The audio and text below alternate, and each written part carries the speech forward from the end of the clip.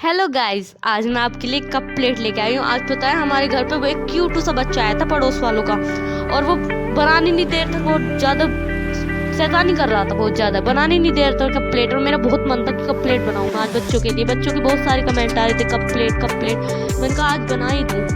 तो मैं अंदर आई थी, फिर गेट लगाया, अब भी बाहर खड़ा है वो बाहर खड़ा है, शैतानी कर रहा है, बहुत ज़्यादा गेट बजा रहा है। तो मैंने इतना रिस्क लिया है, प्लीज़ सब्सक्राइब तो कर देना एक। रुको दोस्तों, मैं आपको एक बात बताऊं। आप बताओ ना, बहुत अच्छे हो। बताऊं क्यों? आप सोच रहे कि हमें किस लिए अच्छे बोल रही है। आप बताओ किस लिए अच्छे हो? क्योंकि आप बिन बोले ही मुझे सब्सक्राइब कर देते हो, और इस बार भी बिन बोले ही सब्सक्राइब कर दोगे प्लीज। और दोस्तों, पता है लाइक के लिए तो मैं आपको बोलती भी नहीं हूँ, आप तो फिर भी लाइक कर देते हो मुझे।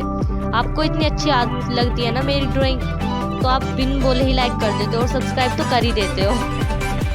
और रुको दोस्तों, लास्ट तक बने रहो, जाना मत। लास्ट तक देखो और कमेंट करके जरूर बताना कि मेरी वीडियो कैसे अच्छी लगी।